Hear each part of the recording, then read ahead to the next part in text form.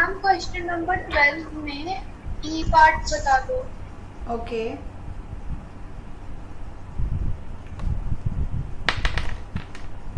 Question 12 का ई part, question 34 का bank account, question 20th का रियलाइजेशन और मैम 17 का डी पार्ट। 17th का डी पार्ट। ओके चलो देखते हैं, बट मंडे को हमने एक्स्ट्रा क्लास रखनी है। चलो 12th का ई पार्ट बच्चे सिंपल है, खोल लीजिए फटाफट। The firm had a debit balance of 15,000 in the P&L account. Simple है बच्चे, इसको हम डिस्ट्रीब्यूट कर देंगे। जैसे आपको पता है इस चैप्टर में बैलेंस शीट के जो अंदर प्रॉफिट एंड लॉस दिया होता है उसको हम डिस्ट्रीब्यूट करते हैं। अब डेबिट बैलेंस है तो डिस्ट्रीब्यूट करते वक्त क्या हो जाएगा बताइए। क्रेडिट। राइट, बस सिंपल इसको डिस्ट्रीब्यूट कर देंगे रेशो में। रेशो नहीं दी हुई तो इक्वल। ठीक है बच्चे, क्लियर है ये पार्ट। कोई भी ऐसा आपको आंसर लगता है ना कि आपको डाउट है तो आप ग्रुप पे टेक्स्ट कर दिया करो, कोई भी बच्चा भेज देगा तो आपका एक बार चेक हो जाएगा, या आप मुझे बता दिया करना। ठीक है, ये हो गया। अगला डाउट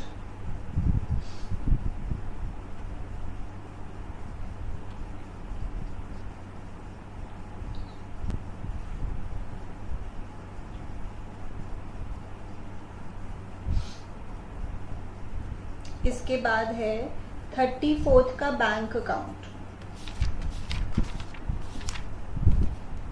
बच्चे 34th में वैसे कोई प्रॉब्लम है, लाइक मेजर कुछ डिस्कस करने वाला है? पल्लवी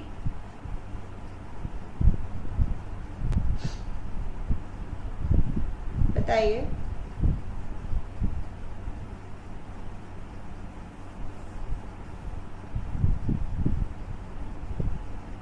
बच्चे तो इसके बैंक अकाउंट की कोई पिक्चर भेज दीजिए ग्रुप पे। अगर कोई मेजर डाउट ऐसा नहीं है, कोई कैलकुलेशन एरर ही हो सकती है, तो इसकी कोई पिक्चर भेज दीजिए।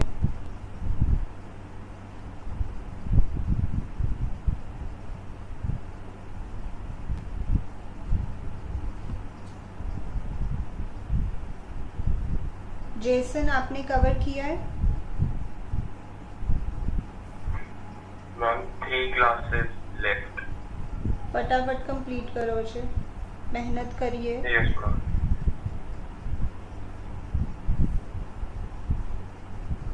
इसका ग्रुप पे भेज रहे हैं कोई आंसर, बैंक अकाउंट मतलब पूरा ही भेज दो वैसे तो।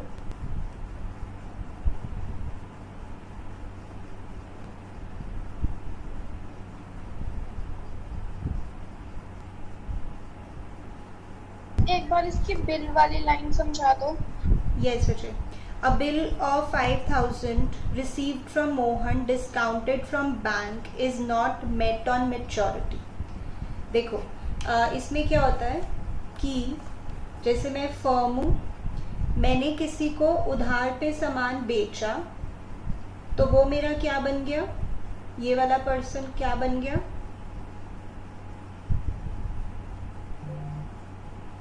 क्या बन गया मेरे लिए? डेटर। बट लेट्स से मैंने इसको कहा कि मुझे तुम पे भरोसा नहीं है, तो हम अपने बीच में एक लीगल डॉक्यूमेंट एग्जीक्यूट करेंगे। तो मैं एक डॉक्यूमेंट बनाती हूँ, फिर मैं इसको कहती हूँ कि तुम साइन करके वापस दे दो, फिर ये मेरे लिए कहलाता है क्या बताइए? Bill receivable. But bill receivable पे तो मुझे कुछ टाइम वेट करना होता है पैसों के लिए, 2-3 months depending on the time period. But अगर मुझे पैसे अभी के अभी चाहिए तो मैं ये बिल बैंक के पास जाके डिस्काउंट करवा लेती हूँ, जिसका मतलब होता है कि मैं बैंक को ये दे देती हूँ बिल और कहती हूँ अभी मुझे पैसे दे दो, ड्यू डेट पे इससे जाके ले लेना। याद आया ये कॉन्सेप्ट? अभी मैंने कंप्लीट करना है, Yes. बट इतना याद आ गया ना। अब ड्यू डेट पे मैं आराम से अपने ऑफिस में बैठी हूँ, क्योंकि मुझे लगा कि बैंक उस पर्सन के पास जाएगा, वो पर्सन पैसे दे देगा और बात खत्म हो जाएगी। बट ये बिल हो गया है डिसऑनर। कहाँ पे लिखा है बच्चे कि ये बिल हो गया है डिसऑनर? लिखा है ना, नॉट मेट ऑन मैच्योरिटी। तो ये बिल हो गया है डिसऑनर। दैट मीन्स इस पर्सन ने बैंक को पैसे नहीं दिए। तो बैंक किसके पास आएगा बताओ? फॉर्म। हाँ, मेरे पास, फर्म के पास, और मैं इसके पास जाऊंगी। बट क्योंकि हम डिसोल्यूशन चैप्टर कर रहे हैं जिसमें हम ये मानते हैं कि पैसे मिलेंगे तभी जब लिखा हुआ है, मतलब अपने आप से हम अज्यूम नहीं करेंगे कि पैसे मिलेंगे या मिल गए हैं, बट हाँ देने तो पड़ेंगे। अजम्पशन लेते हैं ना कि लेने वाले लोगों की तो लाइन लग गई है पहले ही, तो बैंक भी लाइन में लग गया है कि मुझे पैसे दो, क्योंकि जो तुमने बिल दिया था वो तो डिसऑनर हो गया।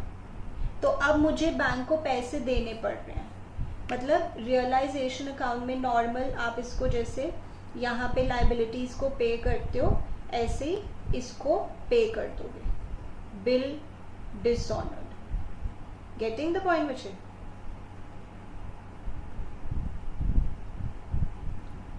Yes Asad, we have to give money to bank, right. बताओ दिया, ये बात समझ में आई है? Yes ma'am. अब अगर ये दूसरा चैप्टर होता, ये अगर एडमिशन होता, रिटायरमेंट होता, तो उसमें हम क्या करते हैं, हम कहते हैं इससे पैसे लेने हैं और इसको पैसे देने हैं, तो एक अच्छी बात एक बुरी बात, नलिफाई हो जाता था इफेक्ट, तो हम इसको रीवैल्यूएशन में शो नहीं करते थे। बट ये उन चैप्टर्स की बात हो रही है। अभी इस चैप्टर में क्या है, अभी तो लाइन लग गई है पैसे लेने वालों की, तो अभी तो ये देना पड़ेगा। यस, देख लो जी आराम से, हमको ऐसी भी कोई जल्दी नहीं है। अगर इस क्वेश्चन में कोई डाउट है तो बता दो। हाँ जी, शिवम है हमारे साथ? Yes ma'am. बच्चे आपका ये हुआ है क्वेश्चन?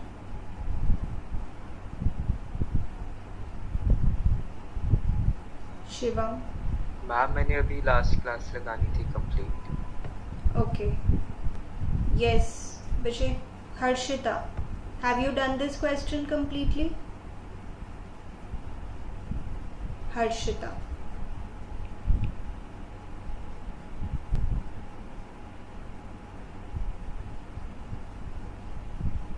बच्चे कुशिका पूरा ही भेज दीजिए क्वेश्चन ग्रुप पे, मतलब आंसर। और कुछ आप बता ही नहीं रहे, मैं करूँ उसको सॉल्व क्या, या आगे बढ़े? मैम एक बार वो मोहन वाली लाइन एक्सप्लेन कर दो, सेकंड लास्ट। यस बच्चे। Mohan proved insolvent. ओके, तो ये मोहन यही बंदा है, यही बंदा है।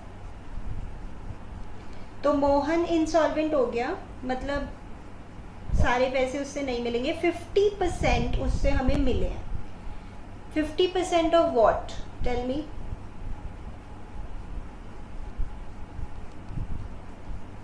%50 ऑफ व्हाट? से दिया राइट। बस बेसिकली क्या हो रहा है, इससे हमें 2500 मिल रहे हैं, पर बैंक हमसे पूरे 5000 लेगा। क्यों बैंक पूरे लेगा? बिकॉज हम ये मानते हैं, अजम्पशन होती है हमारी कि सारी लाइबिलिटीज को पे ऑफ करना ही करना है, चाहे लिखा हो चाहे नहीं। ठीक है असद। बच्चे हर्षिता देखो क्या प्रॉब्लम है, चेक करो, मुझे बताओ। तो ये वाला हमने पॉइंट डिस्कस कर लिया, मोहन वाला और बैंक वाला एक्चुअली रिलेटेड ही है। मोहन से हमें 2500 रुपीज़ मिल रहे हैं और बैंक को हमें पूरे 5000 रुपये देने पड़ रहे हैं। यस, अब बताइए और कोई डाउट इसमें? स्टार मार्क कर लो इस क्वेश्चन को बच्चे, जिसमें भी काफ़ी सारे पॉइंट्स होते हैं ना, तो स्टार मार्क करना है आपको। चलो बढ़े आगे।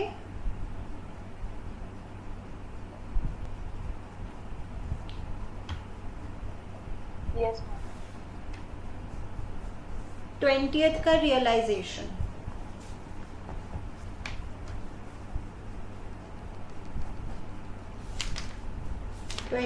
का realisation.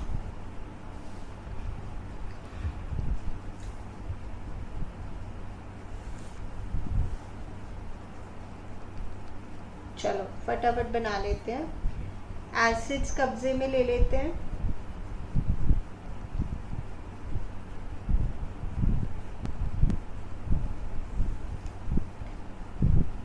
Stock, debtors, furniture, plant, investments. P&L को तो लेते नहीं है।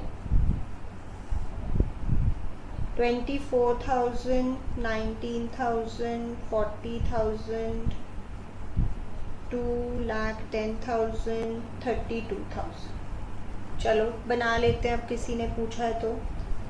लाइबिलिटीज़ कब्जे में लेनी है। Sundry liabilities transferred, creditors, EPF। Wife का लोन तो ले लेते हैं, पार्टनर का लोन नहीं लेते हैं यहाँ पे। कनव का लोन नहीं लेंगे। वर्कमैन कॉम्पनसेशन फंड के बारे में बच्चे मैंने क्या बताया था, रिवाइज करो। जो लिक्विडेटर है वो उतना ही कब्जे में लेता है जितने की चोट लगी है। तो देखो क्या वर्कर को चोट लगी है, बताओ, तो वो कब्जे में नहीं लेगा। IFR को वो पूरा कब्जे में ले लेता है अगर इन्वेस्टमेंट्स हो, जो कि हैं, तो पूरा ले लेगा वो कंट्रोल में। 42,000 के क्रेडिटर्स हैं, 60,000 का EPF है। मिसेस आशीष लोन 9,000, IFR 4,000। इसके बाद आशीष agreed to take over furniture, तो Ashish capital account. Ashish is also saying कि वो अपनी वाइफ का लोन भी टेक ओवर कर रहा है, तो Ashish capital account. Debtors realised, मतलब मार्केट में इतने रुपए मिले हमें डेटर्स से, तो डेटर्स प्लांट ये मार्केट में सेल हुए हैं। डेटर्स से हमें मिले हैं 18,500 और प्लांट से हमें मिले हैं 10% एक्स्ट्रा। तो बताओ जेसन कितने मिले हैं प्लांट को बेच के? 2,31,000। यस, ठीक है यहाँ तक सबका? बोलो। Yes ma'am. देन कनव ने स्टॉक लिया है, पहले देखते हैं टोटल स्टॉक कितने का है। टोटल स्टॉक है 24,000 का, जिसमें से 40% स्टॉक कनव ले गया है और रिमेनिंग मतलब 60% मार्केट में सेल हुआ है। अब वैल्यूज देखते हैं। जो 40% का स्टॉक है उसे वो 20% कम में लेके गया है, तो क्या इसकी वैल्यू 7680 बनती है? देखो। Yes ma'am. ठीक है, और जो रिमेनिंग है वो 10% एक्स्ट्रा पे गया है, तो इसकी वैल्यू क्या 15,840 बनती है। देखो सबको करनी पड़ेगी calculate. Jason calculate these values.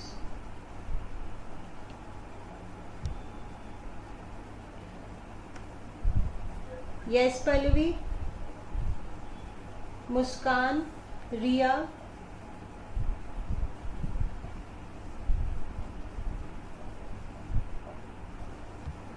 Yes ma'am. तो वैसे जो मार्केट में बिका है वो मैंने यहाँ पे बैंक के नीचे लिख दिया है, और जो कनव ले गया है उसको यहाँ लिख देते हैं। ये वैल्यूज कंप्यूट करें। देन क्रेडिटर्स इन्वेस्टमेंट ले गए, no entry, no entry. Then कनव को हमने कहा है कि तुम हमसे कमीशन ले लो 12,000 की, पर खर्चे भी तुम्हें ही देखने हैं। ये हमारी लास्ट क्लास का कॉन्सेप्ट है। कमीशन देने की एंट्री तो बड़ी सिंपल सी होती है, रियलाइजेशन डेबिट टू उसका नाम, तो हमने कमीशन दे दी 12,000। अब जो खर्चे हुए हैं वो कौन बियर करेगा बताइए, बताइए मुझे, कौन बियर करेगा? कनव। कनव। और ये जो एक्चुअल खर्चे हुए हैं ये पे किसने किया? लिखा ही नहीं हुआ।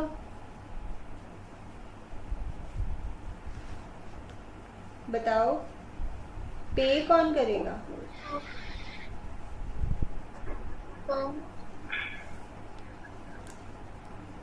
सोच लो इसे एक बार, पे कौन करेगा? क्या लिखवाई थी बच्चे अजम्पशन मैंने?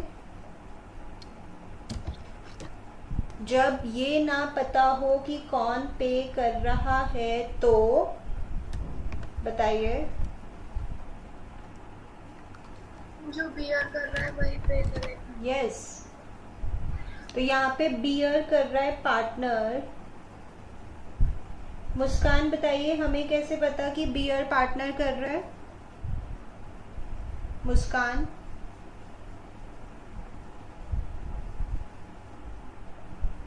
क्वेश्चन में लिखा हुआ है कि बियर करेगा कनव, ठीक है। अब पे के बारे में नहीं लिखा, तो ध्यान से सुनिए, ये अजम्पशन हमने लिखी थी कि अगर पे के बारे में नहीं पता तो जो बियर करेगा वही पे करेगा।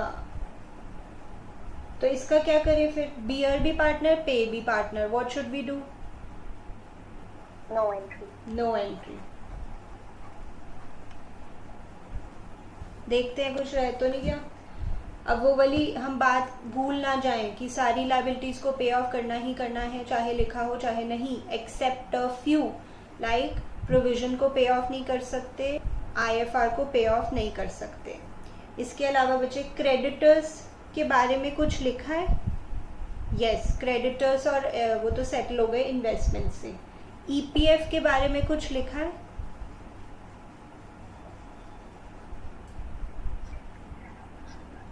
बताइए।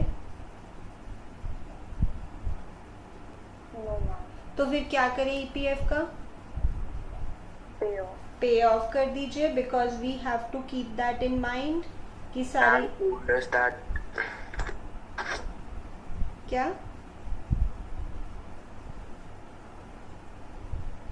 जेसन, पता नहीं आपने क्या बोला, रिपीट करिए।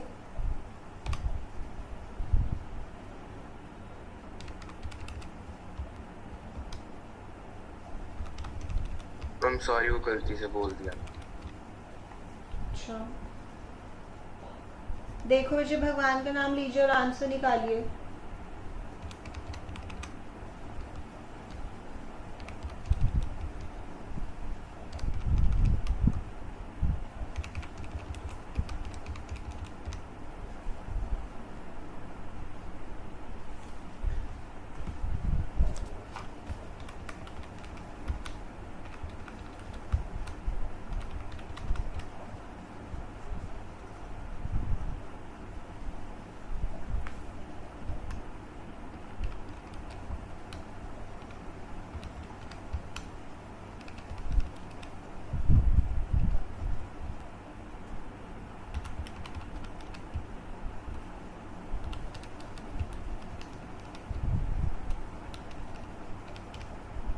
राइट, आंसर आ गया बच्चे।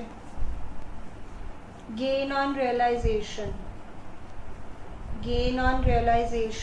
is 20,020 rupees. ठीक है बच्चे, थोड़ा उत्साह दिखाइए, थोड़ा पार्टिसिपेट करिए, होमवर्क करिए, मेहनत करिए। और करना ही क्या आपने, या तो टेक्स्ट ही करके बता दिया करो, कुछ बोलते ही नहीं हो आप, ऐसा लगता है मैं लैपटॉप से ही बात कर रही हूँ। 20th क्वेश्चन हो गया, इसमें कोई पॉइंट है जो मुझे रिपीट करना है तो बताइए।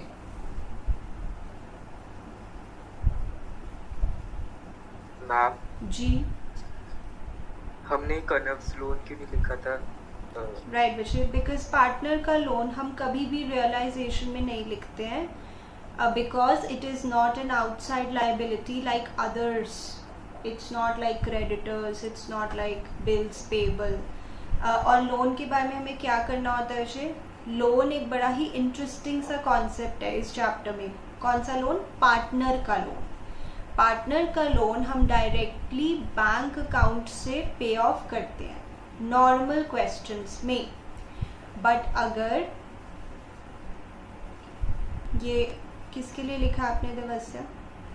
बट अगर कैपिटल अकाउंट बनाते हुए डेबिट साइड बड़ी आ जाए, जिसका मतलब ये होता है कि फर्म ने पार्टनर से लेना ज़्यादा है, फिर हम लोन ऑफ पार्टनर को कैपिटल अकाउंट से ही एडजस्ट करते हैं। और वो हमने एक पूरा पेज लिखा था इसके बारे में। कुछ याद आ रहा है?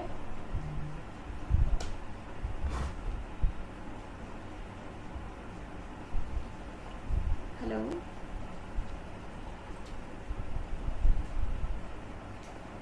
Hello, hi, how are you?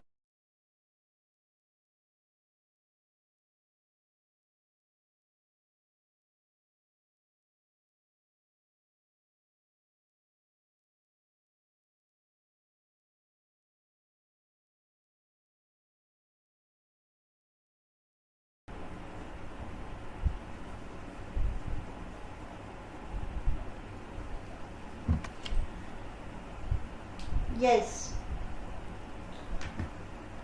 Bashir Shivam, आपको याद आया? यस चलिए अब हम देख रहे हैं 17 का D part. This is our last doubt. 17 का डी पार्ट, ऐसा कुछ मैंने लास्ट क्लास में आपको लिखवाया था। देव को हमने डिसोल्यूशन का काम देखने के लिए 7500 रुपीज़ दिए हैं और उसके बदले वो कमीशन ले गया है। तो इसका मैं आपको दो तरह से आंसर बता सकती हूँ। वैसे तो इसकी होगी नो एंट्री, आप चाहे चेक करो पीछे जाके, मैंने आपको लास्ट क्लास में लिखवाया था। क्योंकि जब हम पार्टनर को कमीशन देंगे तो हम उसको अपना एक तरह से क्रेडिटर बनाते हैं, हम एक अपनी लायबिलिटी एस्टैब्लिश करते हैं। आप नो एंट्री की जगह 2 एंट्रीज भी कर सकते हैं, कोई प्रॉब्लम नहीं है। ये कमीशन देने की एंट्री हो गई, लाइक नॉर्मली वी डू, और इसके बदले वो स्टॉक लेके जा रहा है। तो देखो, सोचो एक बार, रियलाइजेशन में स्टॉक इधर होता है, फिर वो अगर पार्टनर ले जाए तो इधर लिखते हैं। तो इसकी एंट्री क्या हो गई? मुस्कान बताना, इसकी एंट्री क्या हुई?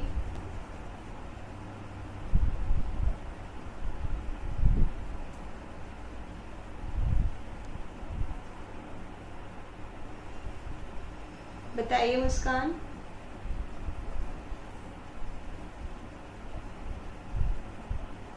पल्लवी आप बताइए।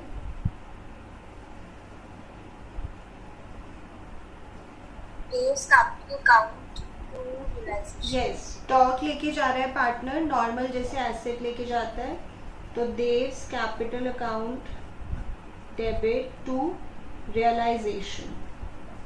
ठीक है, तो ये 2 एंट्रीज आप पास कर सकते हैं। बट अगर आप नो एंट्री लिखेंगे तो भी it is perfectly okay, because इसका इफेक्ट देखेंगे तो नो एंट्री वाला ही है, इसका इफेक्ट नो एंट्री वाला ही है। याद आ रहा है विषय दिया? Yes ma'am. तो एक बार हमने एंट्री की है कि हम लाइबिलिटी बना रहे हैं पार्टनर के प्रति कि हाँ हम उसको कमीशन देंगे, that is one entry. And the second entry is कि उस कमीशन के बदले वो स्टॉक लेके जा रहा है।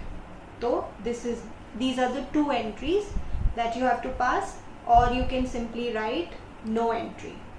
बताइए, is it clear? Yes ma'am. Okay अब बच्चे मुझे आप ये बताइए, डिसोल्यूशन जैसे आपने हो सकता है स्कूल में कर लिया हो, तो मेमोरेंडम बैलेंस शीट वाले क्वेश्चंस करवाए हैं आपको 40th क्वेश्चन के बाद वाले, चेक करो डिसोल्यूशन चैप्टर में।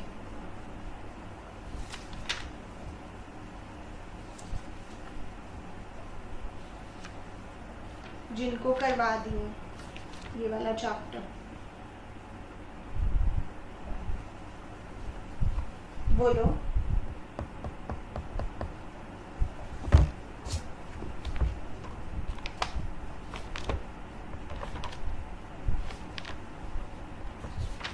ओके आश्रिता का मैसेज आया नो, बाकी बताइए।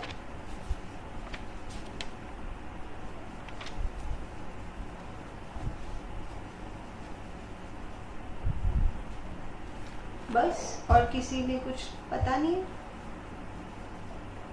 किया नहीं आपने स्कूल में ये chapter? No ma'am. No ma'am.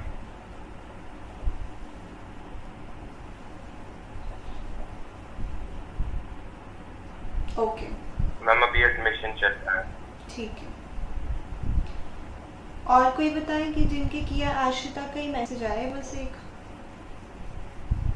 ये वाला टॉपिक विषय ऐसा है जो कि ना एग्जाम में कभी आया नहीं है, बट हाँ हम कर तो लेते हैं ऑफ कोर्स, क्योंकि सिलेबस में है तो कर लेते हैं।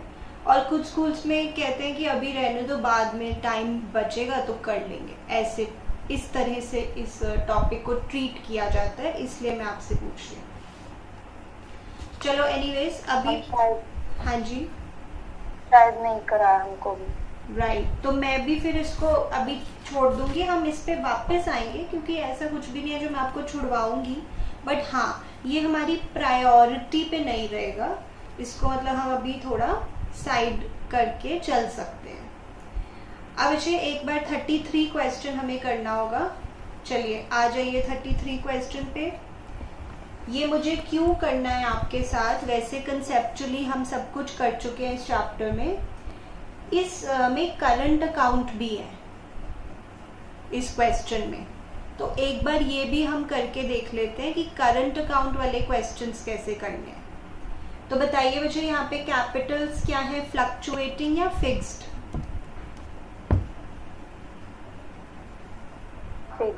फिक्स्ड। तो इसमें हम क्या करते हैं, दोनों अकाउंट्स बनाते हैं, करंट भी और कैपिटल भी।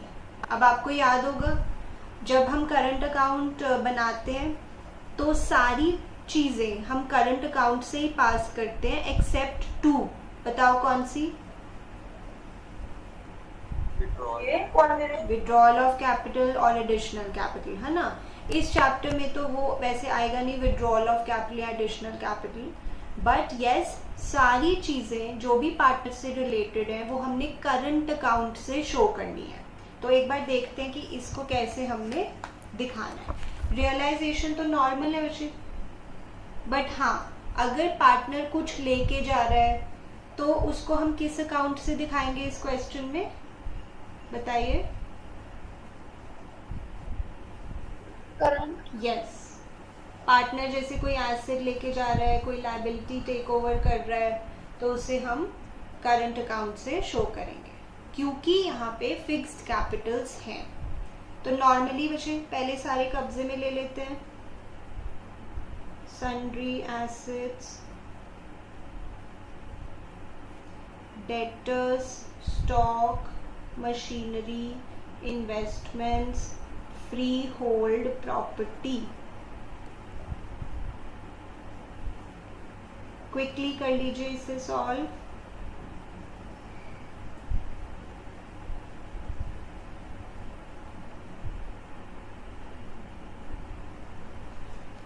Okay, then liabilities.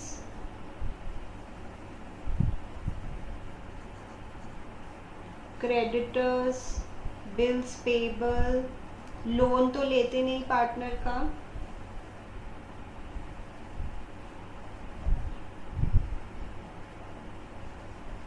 Then machinery बाबू ले गया। तो जी यहाँ पे हम क्या लिखने वाले हैं बताओ?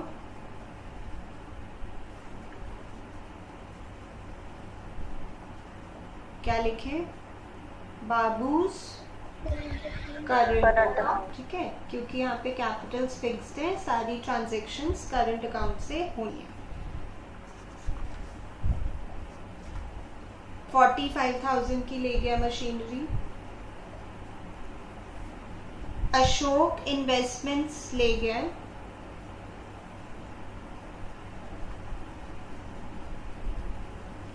at 40,000 और चेतन फ्री होल्ड प्रॉपर्टी ले गया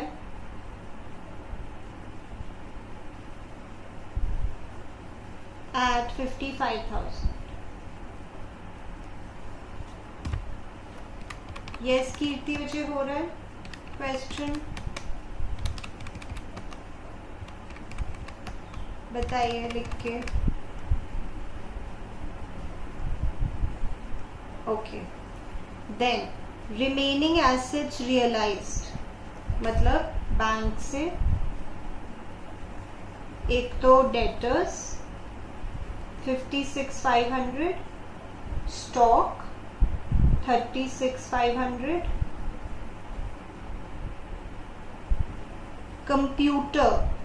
कंप्यूटर भी हमने बेचा है,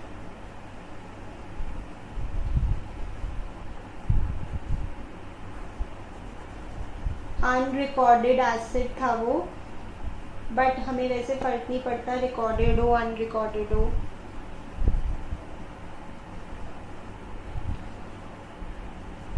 क्रेडिटर्स को हमने सेटल किया है एट अ डिस्काउंट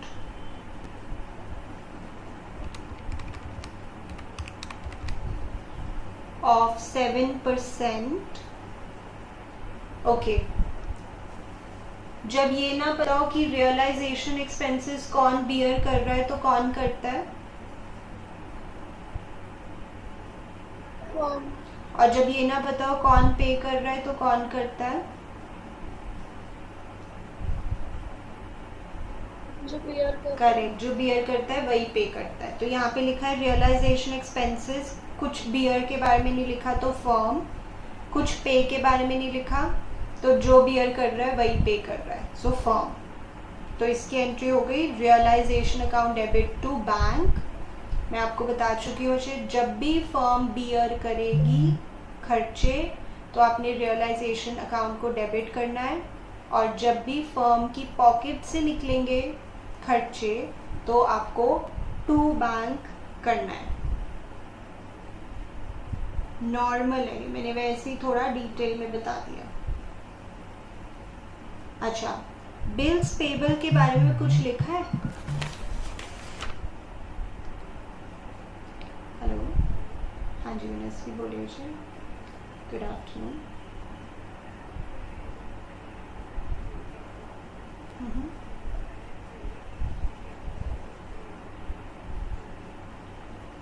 मुझे give me some time, actually I am taking the class right now, तो मैं थोड़ी देर में बताऊंगी आपको, ठीक है? ठीक है, वेलकम। ओके, बिल्स पेबल के बारे में क्या करना है? कुछ लिखा हुआ है? तो फिर क्या करें? पे, सारी लायबिलिटीज को पे करना ही करना है, चाहे लिखा जाए नहीं। चलो देखते हैं अब आंसर आ रहा है हमारा। इसका भी जो हम प्रॉफिट या लॉस देंगे वो करंट अकाउंट से देंगे।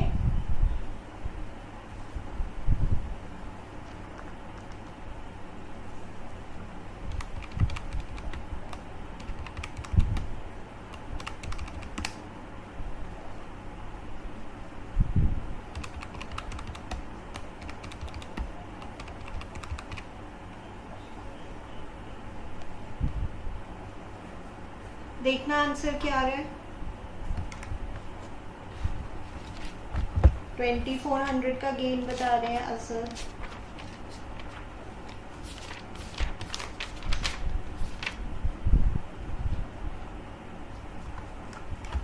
आंसर तो वही है पीछे।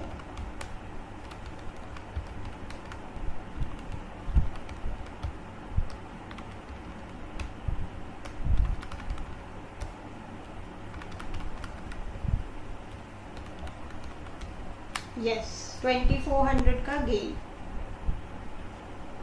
और उससे हम करंट अकाउंट से ही देंगे पार्टनर्स को। अशोक, बाबू,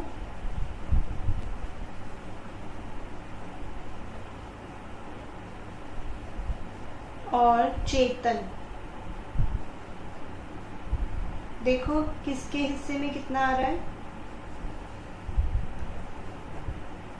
ओके असद बता रहे हैं 1200, 800, 400। करो फटाफट यहाँ तक, फिर मैं आपको करंट अकाउंट, कैपिटल अकाउंट बनाना भी बताती हूँ कैसे बनाना है।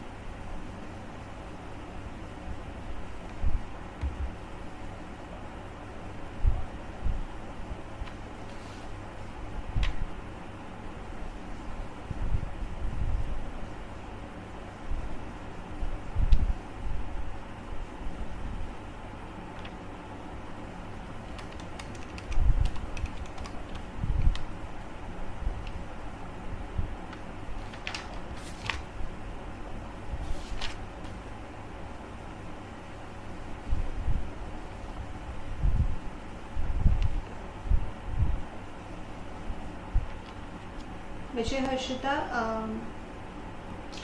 मैं उसके लिए एक्स्ट्रा क्लास रख लेती हूँ। असाइनमेंट के डाउट्स हैं, वैसे कुछ मेजर डाउट्स आ रहे हैं रिटायरमेंट डेथ की असाइनमेंट, बताइए। अगर कुछ आ रहे हैं मेजर तो मैं एक्स्ट्रा क्लास रख लेती हूँ डाउट्स के लिए।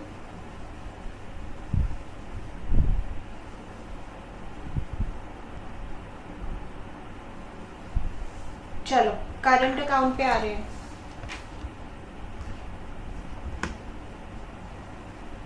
अच्छा एक ही क्वेश्चन है, फिर देख लेती हूँ। अच्छा अभी अगर टाइम मिलता है अभी ले लेंगे। पर्टिकुलर्स अशोक, बाबू, चेतन। अपने आप कोशिश करो ये बनाने की। नाउ द थिंग इज कि इसको बैलेंस कैसे करना है वो मैं बता दूंगी, बाकी आप बना सकते हो। यस शिवम। मैम एक बार रियलाइजेशन अकाउंट दिखा दो। यस देखो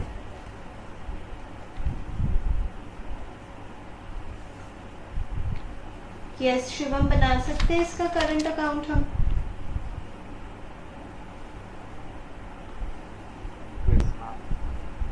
जो भी आपके रियलाइजेशन से करंट अकाउंट वाली चीजें उनको क्रॉस करके लिखना है। मैम कैपिटल वाला भी बनाना पड़ेगा ना? जी जी, इसीलिए मैंने क्वेश्चन पिक किया है कि थोड़ा डिफरेंट है।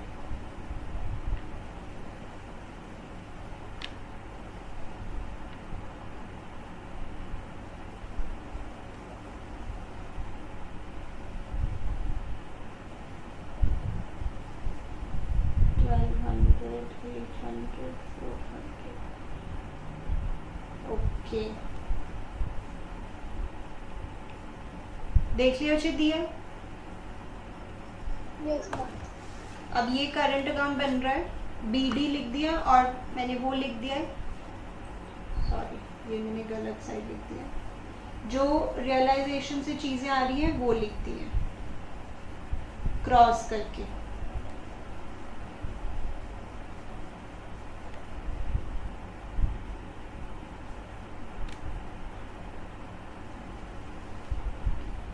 तो एक तो गेन था और वो जो एसेट्स लेके जा रहे थे,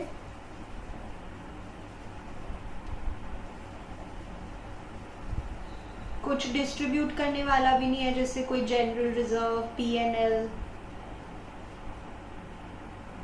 ओके, अब क्या करना है बच्चे, बिकॉज हमें पता है कि फर्म बंद हो रही है, तो हम इसका बैलेंस सीडी तो नहीं लिखेंगे ना। बैलेंस सीडी का तो मतलब हो जाएगा कि इसको हम अभी भी कंटिन्यू कर रहे हैं, तो इसको तो हमने बंद करना है। अब बंद कैसे करें, तो इसका जो भी बैलेंस है ना बच्चे, वो हम कैपिटल अकाउंट में शिफ्ट कर देंगे और फिर कैपिटल अकाउंट बनाएंगे और फिर कैपिटल अकाउंट को क्लोज करने के लिए टू बैंक बाय बैंक करेंगे। Let me repeat, current account को हमें बंद करना है, वी कांट कंटिन्यू दिस। बच्चे असद बाबू का लोन किस साइड है, लायबिलिटी साइड है ना, तो इसका क्या करना है, हाँ बच्चे यू आर राइट असद, फिर करंट अकाउंट से करते हैं। Listen to me again, so current account को हमें क्लोज करने के लिए इसका हम बैलेंस सीडी नहीं निकालेंगे, क्योंकि फिर तो मतलब है कि फर्म अभी भी कंटिन्यू कर रही है। इसका जो भी बैलेंस है वो हम कैपिटल अकाउंट में ट्रांसफर करेंगे, फिर हम कैपिटल अकाउंट को क्लोज करेंगे टू बैंक बाय बैंक करके, जैसे करते हैं। तो जी इसकी जो बैलेंसिंग फिगर्स आ रही हैं इसी साइड ही आ रही है लगता है ना, इसी साइड आएंगी, तो इनको आपने किस में ट्रांसफर करना है बताइए, कैपिटल अकाउंट। बताओ बैलेंसिंग फिगर्स निकालो। ये हम इसको क्लोज करने के लिए कैपिटल अकाउंट में डाल रहे हैं, वैल्यूज बताओ। 200, कितना बोला, 28 800,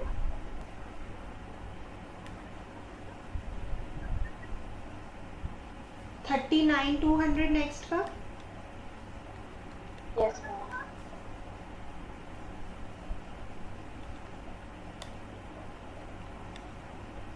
और 51 600 इज इट। अब हम कैपिटल अकाउंट बनाएंगे, उसमें एक तो हम बीडी लिखेंगे और ये वाला शिफ्ट करेंगे, 28 800, 39 200, 51 600।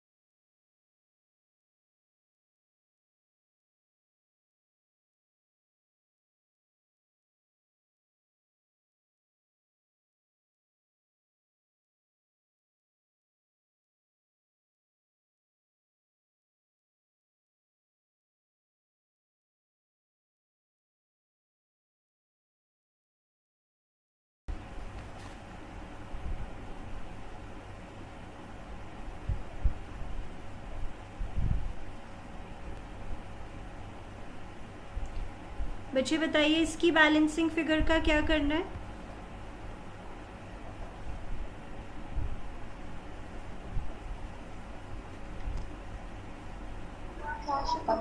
टू बैंक बाय बैंक जैसे पहले करते हैं। चलो देखो कितना आ रहा है, फिर उसका आंसर हम चेक करते हैं पीछे से।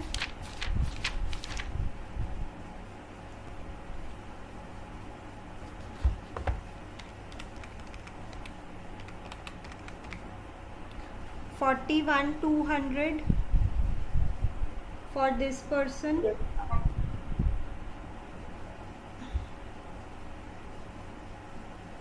एक second.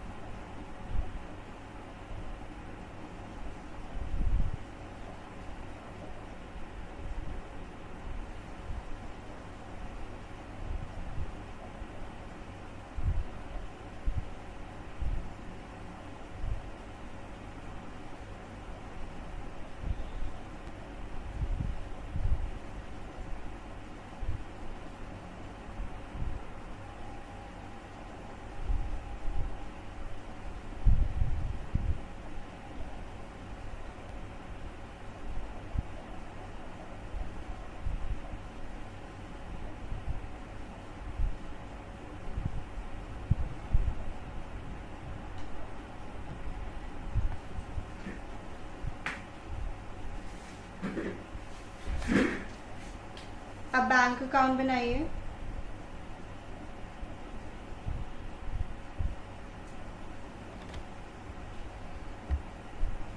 विषय इसका असद आपने ठीक नहीं लिखा, सेकंड वाले का.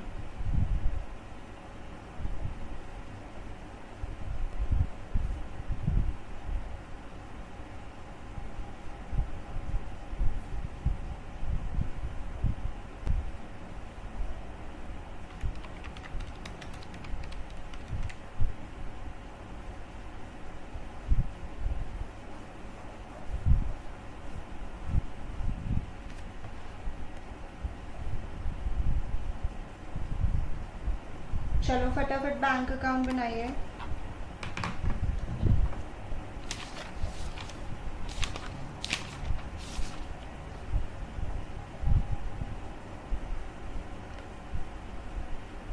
हाँ जी, बैंक अकाउंट बनाइए जल्दी से.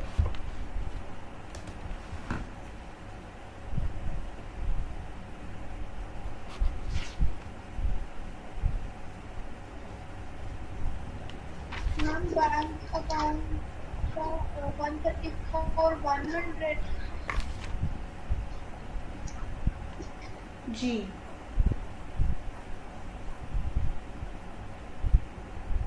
$134,100.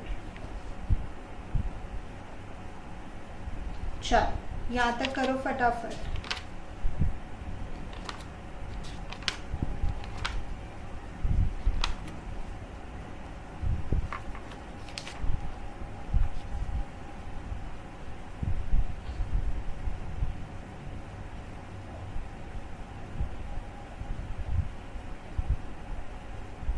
हो गया विषय यहाँ तक, बताइए. Yes Ashita, correct.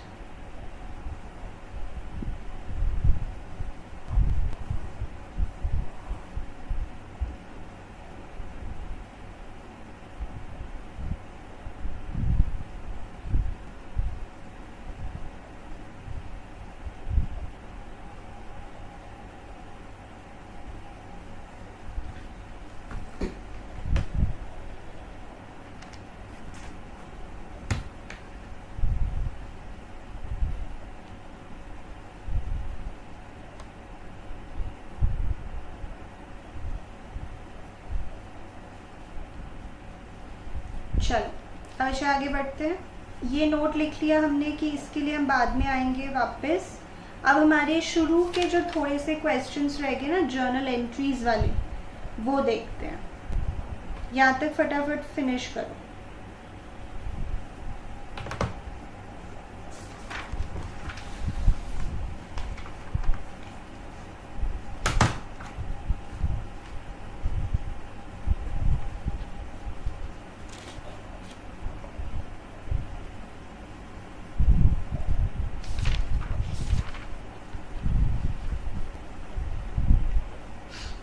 चल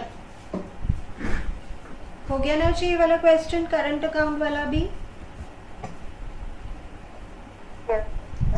चलो आगे देखते हैं। Question number 1, very tiny question.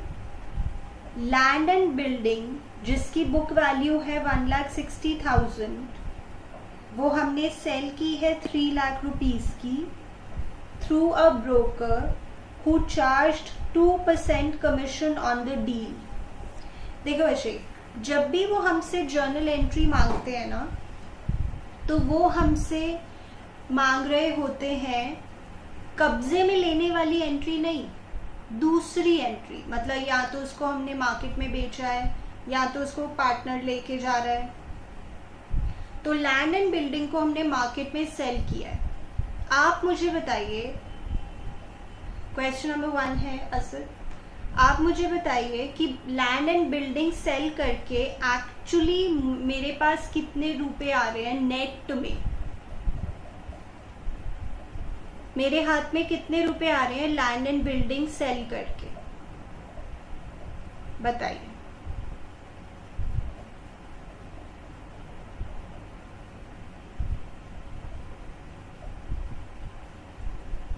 बताओ मुझे, सिंपल क्वेश्चन पूछा है मैंने।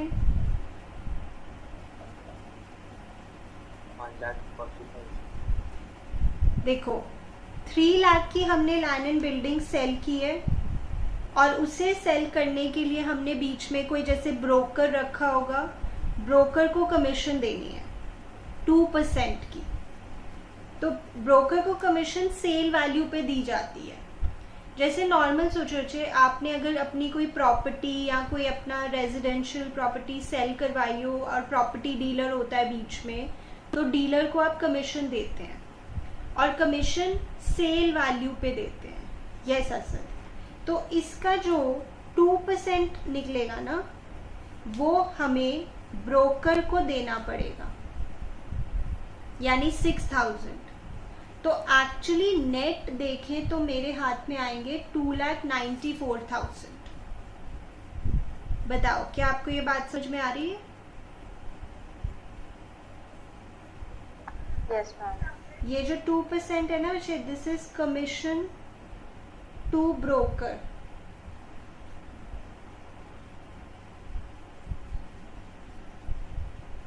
तो बस अब आपको ये एंट्री पास करनी है कि आपने लैंड एंड बिल्डिंग सेल की है। बताओ क्या एंट्री होगी?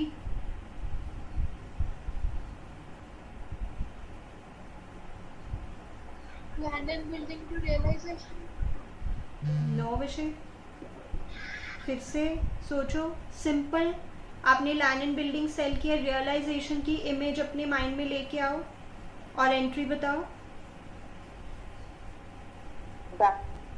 यस, कैश या bank account debit to realisation account. Land and building का तो नाम भी यूज नहीं करना, ये मैंने आपको पहले भी 1-2 बार बताई है बात। सिंपल सोचो कि एसेट्स इधर आते हैं, कब्जे में जब लेता है लिक्विडेटर, फिर जब उनको हम सेल करते हैं तो इधर हम लिखते हैं बाय बैंक अकाउंट, तो उसकी एंट्री पास करनी है, bank account to realisation. And यहाँ पे हम लिखने वाले हैं 294, being land and building sold and commission paid to broker at the rate of 2%. So this is 3 lakh minus 6,000,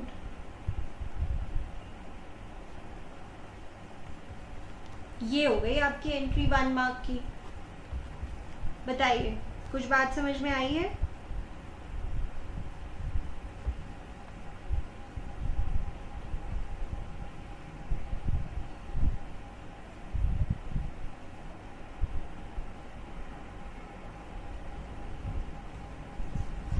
homework पे लिखेंगे question number 2,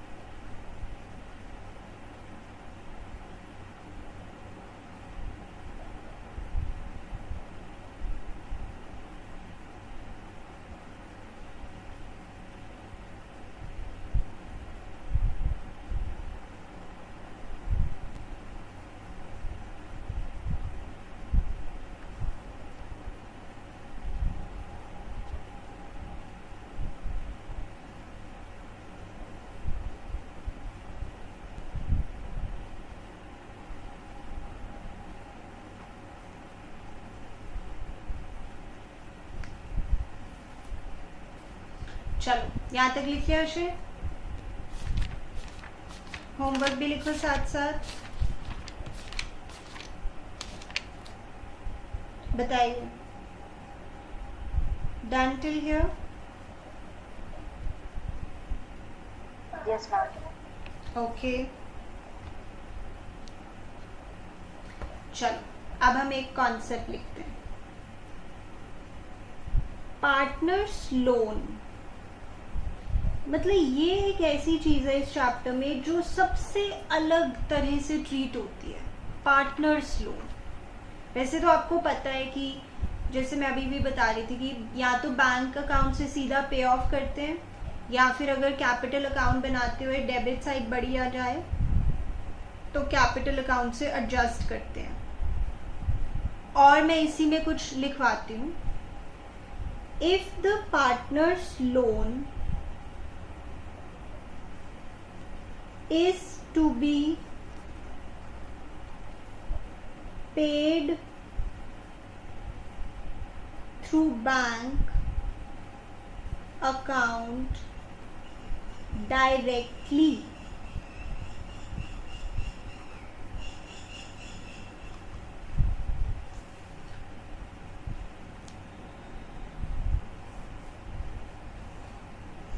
case number 1, case number 2, case number 3. Case number 1, partners loan of rupees 5,000 is to be paid off. कहने का मतलब है कि 5,000 का loan है partner का, और 5,000 ही हमें उसको देने हैं फॉर लोन। सिंपल।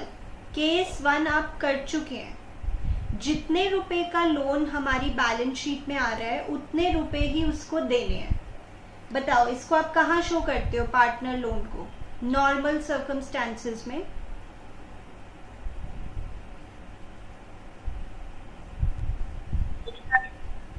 फिर से बोलो जी। कैश और बैंक अकाउंट। यस, तो बैंक अकाउंट में आप इसको बस यहाँ से शो कर देंगे, नथिंग स्पेशल। 5,000 का लोन है, 5,000 ही उसको हमने लोन के लिए पे किया है। और बच्चे अगर इसकी एंट्री बोलनी हो तो बोल के बताइए।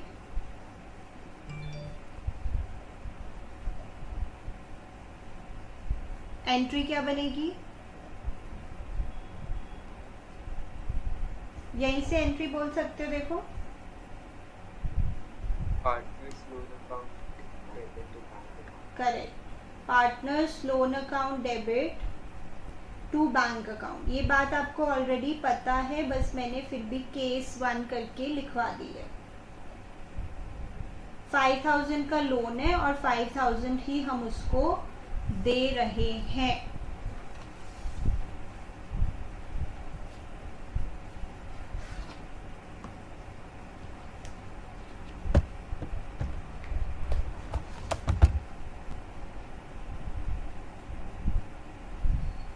Case 2, partners loan of rupees 6000 was settled by paying rupees 5500। Now ये आपके लिए नया हो गया। पार्टनर का लोन 6000 का है, बट हम उसे 5500 पे करके ही सेटल कर रहे हैं। लिखो केस 2।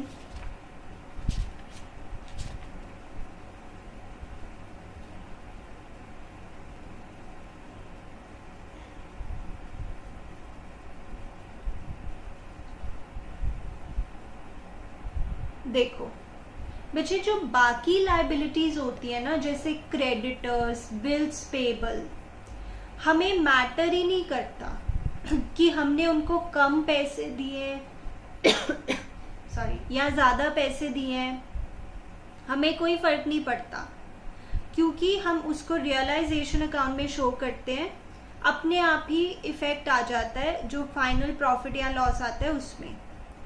बट पार्टनर लोन, जैसे कि मैं कह रही हूँ इस चैप्टर में ये बड़ी अलग सी चीज़ है।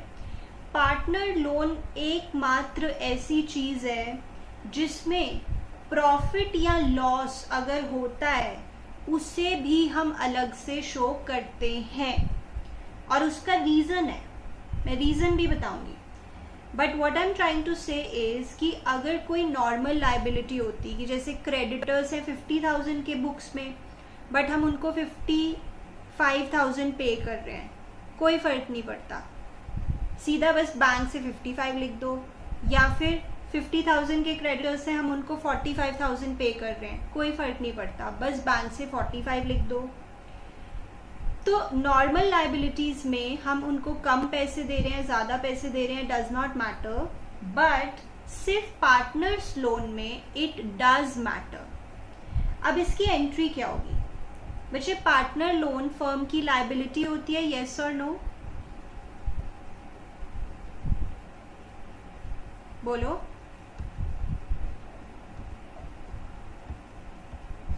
पार्टनर लोन क्या फर्म की लाइबिलिटी होती है?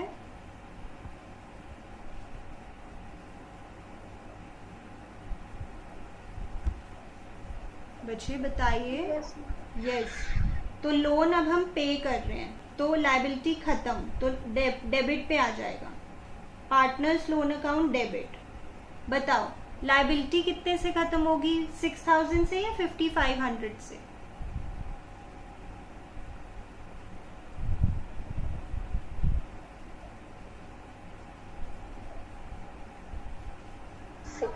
सिक्स थाउजेंड से पूरी लाइबिलिटी खत्म हो रही है। वो बात अलग है कि हम कम पैसे में काम चला रहे हैं, बट लाइबिलिटी पूरी खत्म हो रही है बिकॉज सेटल हो गया सब कुछ। नाउ मेरे यहाँ से एक्चुअली पैसे जा रहे हैं 5500। अब ये जो आपको बेनिफिट हो गया है, ये जो आपको बेनिफिट हो गया है 500 का, इसे हमने रियलाइजेशन अकाउंट से शो करना है। ये जो आपको बेनिफिट हो गया है, समथिंग वेरी डिफरेंट बच्चे। रीजन भी मैं इसका दूंगी कि बाकी चीज़ों में तो अगर हमने कम या ज़्यादा पेमेंट की है तो कोई फ़र्क नहीं पड़ता, पर पार्टनर लोन में फ़र्क पड़ता है। अगर आपने कम पेमेंट की है या ज़्यादा पेमेंट की है तो उसे हम अलग से शो करते हैं। तो सिर्फ 500 वाला कंपोनेंट रियलाइजेशन अकाउंट में जाएगा, बाकी तो आप समझ ही सकते हैं बैंक अकाउंट में 5500 जाएगा। अब वाई इज इट? वाई अगर आपको समझना है तो मेरी बात ध्यान से सुने। जैसे क्रेडिटर्स की मैं अगर बात करूं, जो एक नॉर्मल आउटसाइड लाइबिलिटी है, अगर वो 50,000 की बुक्स में है बट हमने उसको पे किया है लेट्स से 45,000, तो देखो अपने आप, आपको नहीं लग रहा 5,000 का डिफरेंस आ गया है अपने आप ही? यस और नो?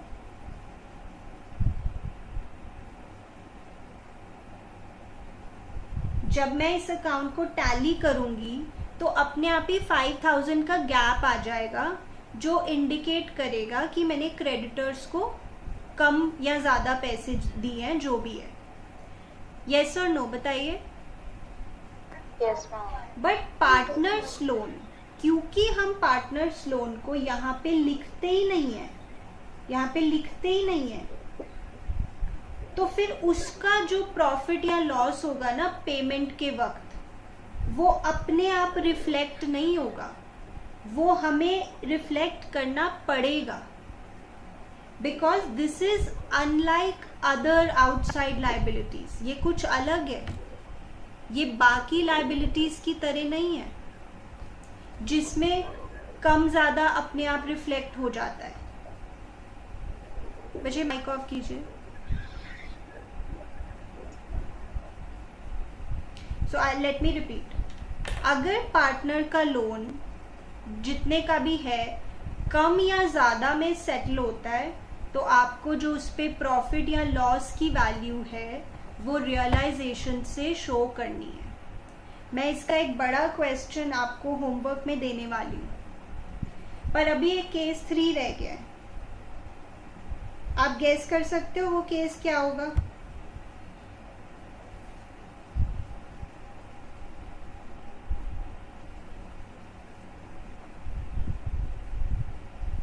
वैसे ऐसा मतलब काफ़ी it's a very rare thing to happen, but theoretically कर लेना चाहिए। Partners loan of 2,000 is settled at ₹2,500। बताओ इसकी एंट्री क्या होनी चाहिए?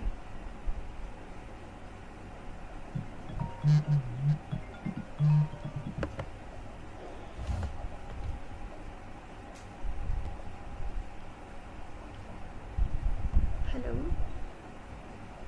हाँ जी, हेलो,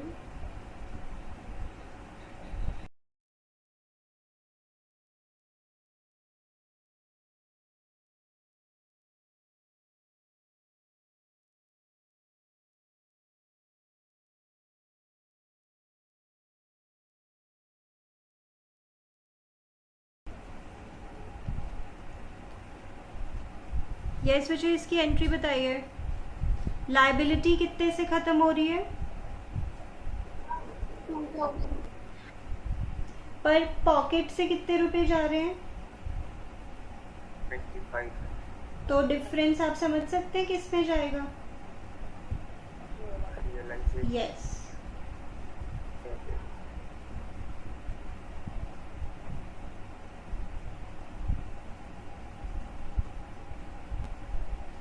ठीक है, तो ये सिर्फ पार्टनर के लोन के लिए बातें रेलेवेंट हैं, बाकी किसी चीज़ के लिए नहीं।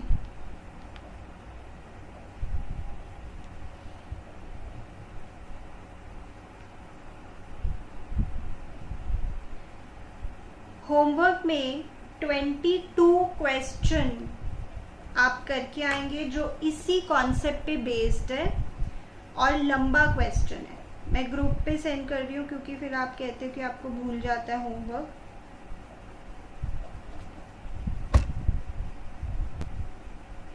ट्वेंटी 22 क्वेश्चन में ये कॉन्सेप्ट कहीं ना कहीं अप्लाई होगा, तो आप देखिएगा।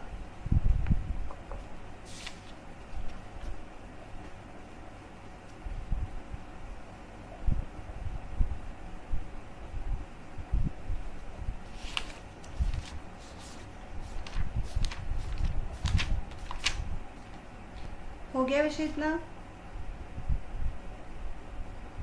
चलो अब हम करते हैं 16th question, journal entries.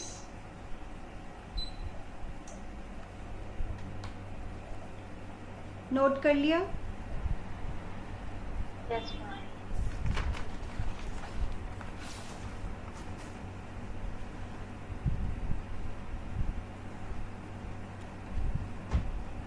Yes, 16 question पे आ जाइए सभी।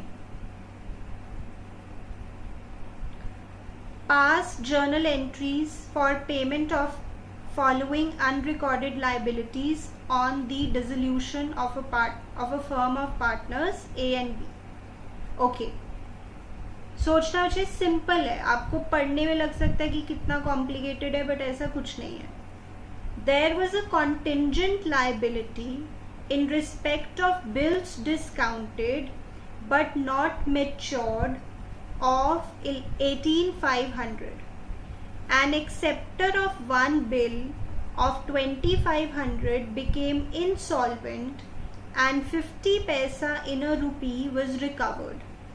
The liability of the firm on account of the bill discounted and dishonored has not so far been recorded. Okay. अब इसका मतलब क्या है? देखो जी, जैसे मैंने ये आज की क्लास में भी बात करी है, फर्म ने कुछ सामान बेचा किसी पर्सन को क्रेडिट पे, तो वो पर्सन बन गया डेटर, बट हमें उस पर भरोसा नहीं है. हमने एक रिटन डॉक्यूमेंट एग्जीक्यूट करवाया, उसको कहा साइन करके वापस दे दो, साइन करके उसने वापस दे दिया, ये बन गया हमारा बिल रिसीवेबल. ये हमने बैंक के पास जाके डिस्काउंट करवाया. ठीक है, ये वाला कॉन्सेप्ट. अब देखो क्या है, एन एक्सेप्टर. एक्सेप्टर ये होता है बंदा जो साइन करता है, या ड्रॉई भी बोलते हैं.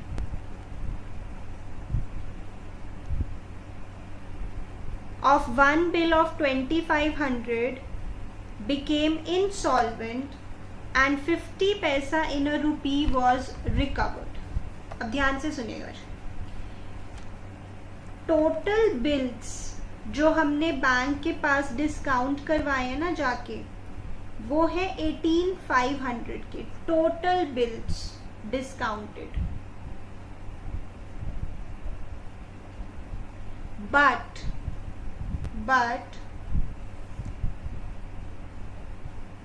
bill of rupees 2,500 has been dishonored. इसमें से एक बिल अभी डिसऑनर हुआ है. मुझे कैसे पता कि एक बिल डिसऑनर हुआ है?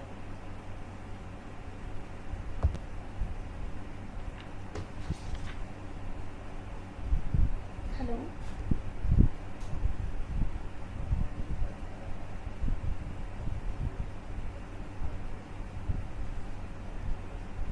क्योंकि मैं तो बैंगल से लेती रहती हूँ ना.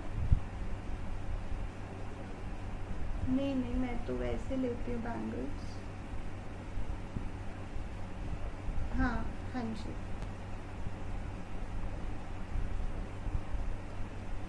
डिफरेंट होता है.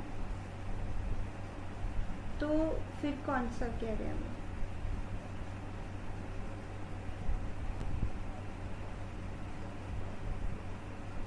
जो मेटल की होती हैं जो.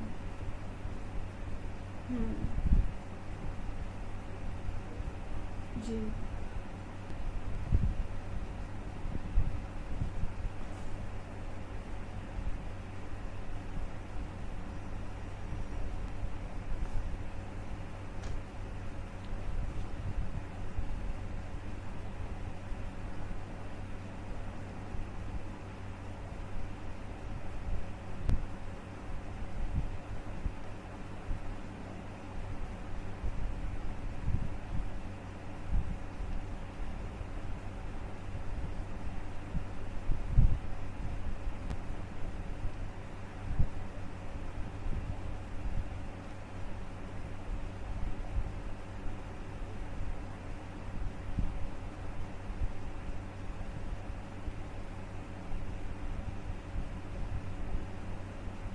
हाँ जी, ठीक है. चलो ठीक है. Okay, bye. Sorry Bashir. sorry, it was an important call. Okay, coming back. So total bills जो हमने डिस्काउंट करवाए हैं बैंक के पास जाके वो 18,500 के हैं, बट उसमें से अभी 2,500 के ही डिसऑनर हुए हैं. मैं आपसे ये पूछ रही थी कि मुझे कैसे पता कि 2,500 के डिसऑनर हुए हैं, बताओ. क्वेश्चन में दिया हुआ है.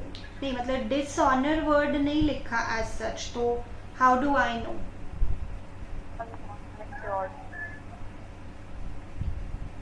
एग्जैक्ट वर्ड बताओ बच्चों जिससे पता लग रहा है कि डिसऑनर हुए हैं. इंस्टॉलमेंट. Yes, insolvent. क्योंकि इंसॉल्वेंट का मतलब तो यही हो गया ना कि ये ड्यू डेट पे गया होगा और ये तो इंसॉल्वेंट है तो इसने पैसे नहीं दिए होंगे. ठीक है, तो जितने टोटल बिल्स है ना बच्चे, मुझे उससे फर्क नहीं पड़ता, मुझे उनसे फर्क पड़ता है जो डिसऑनर हो गए हैं. बिकॉज जो डिसऑनर हो गए हैं उसी के लिए बैंक मेरे पास आएगा, क्योंकि वो बिल मैंने बैंक को दिया था और वो बिल डिसऑनर हो गया. तो बैंक मेरे पास आ रहा है और 2,500 रुपीज मांग रहा है और मैं इसके पास जा रही हूँ और मैं 2,500 रुपीज मांग रही हूँ. बट बताओ ये कितने दे पा रहा है, बताओ.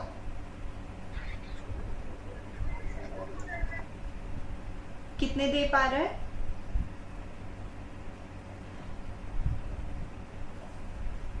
यस बच्चे, कितने दे पा रहे हैं?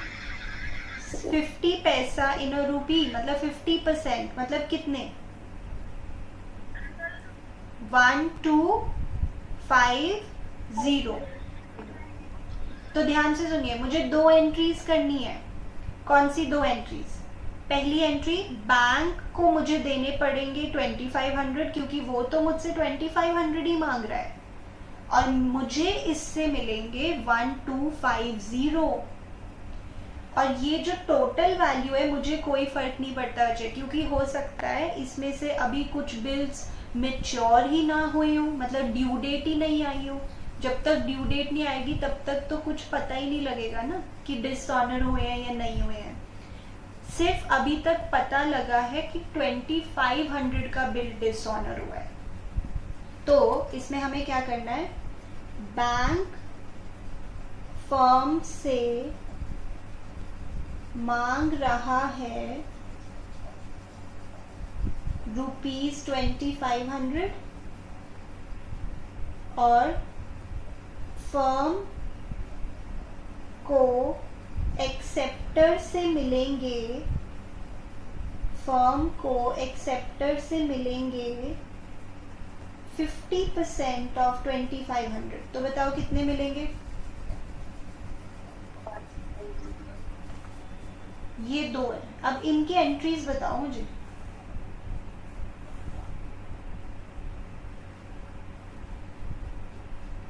हमने मतलब फर्म ने बैंक को देने हैं. एंट्री बताओ. रियलाइजेशन टू बैंक, ये मैंने पैसे देने हैं उसकी एंट्री है. और जो मुझे पैसे मिले हैं उसकी एंट्री बताओ. Bank to realisation. कितना इंटरेस्टिंग है मुझे ये कॉन्सेप्ट. मैं रिपीट करूंगी अभी.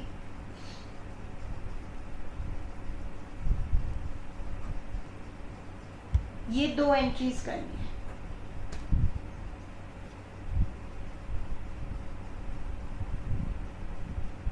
चलो लेट मी रिपीट. सो इसमें कॉन्सेप्ट वही डिस्काउंटिंग ऑफ बिल वाला है. टोटल बिल्स जो हमने डिस्काउंट करवाए हैं वो 18,500 के हैं, जिसमें से एक बिल जिसकी वैल्यू 2,500 है वो डिसऑनर हो गया है. क्यों डिसऑनर हो गया है? बिकॉज वो पर्सन ही इंसॉल्वेंट हो गया है जिसने पैसे देने थे. तो अब वो जो 2,500 का बिल है वो डिसऑनर हो गया, इसलिए बैंक मेरे पीछे पड़ गया है कि 2,500 रुपीज दो और मैं उससे मांग रही हूँ. बट क्योंकि वो इंसॉल्वेंट हो गया है तो वो सारे पैसे तो दे नहीं पा रहा, तो वो मुझे 50% दे रहा है, विच इज 1,250. तो सिंपल हो गया बच्चे, मैंने देने हैं 2,500 और मुझे मिलेंगे 1250। बताओ ये एंट्री क्लियर हुई है?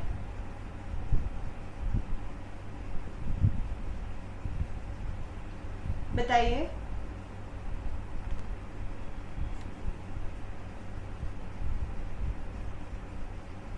यस पल्लवी,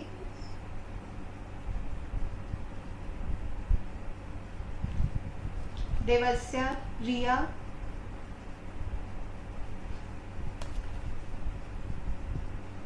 हर्षिता,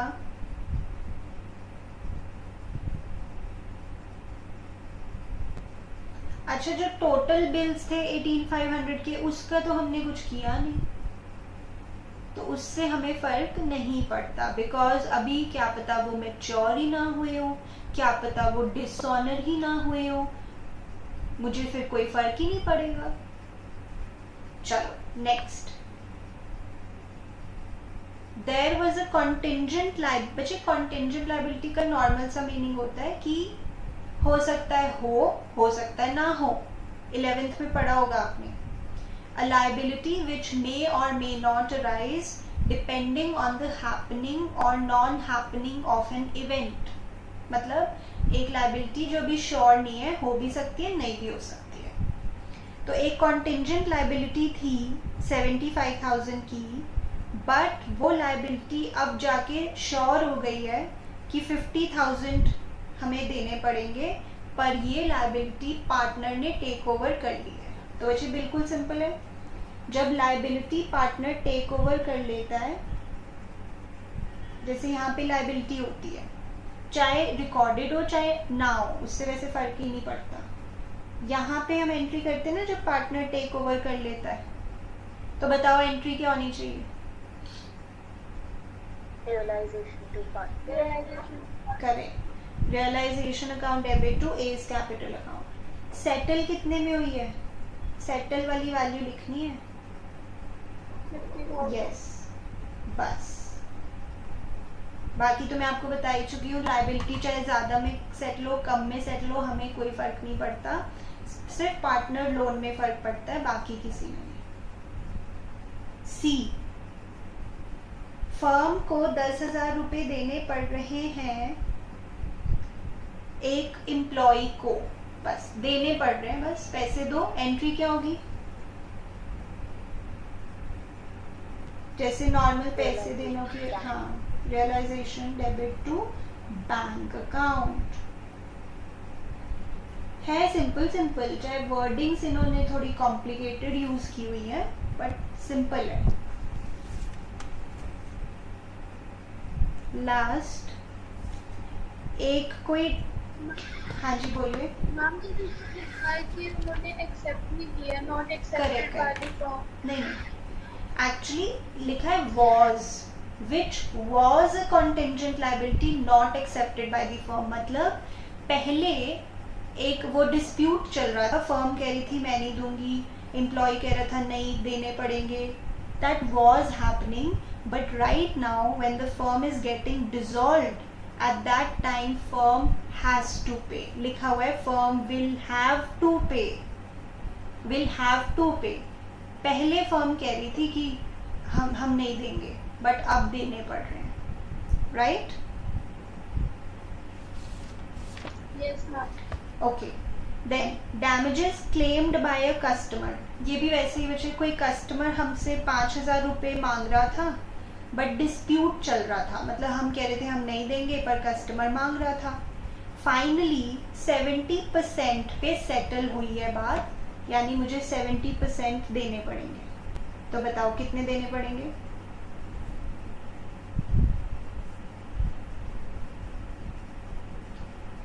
कितने देने पड़ेंगे? 4500। यस, बस ये दोनों काइंड ऑफ सिमिलर है। इसमें हमसे एम्प्लॉय मांग रहा था, इसमें कस्टमर मांग रहा है, वो तो उससे फर्क नहीं पड़ता, एंट्री तो यही होनी है। बताओ क्या कोई बात क्लियर हुई है?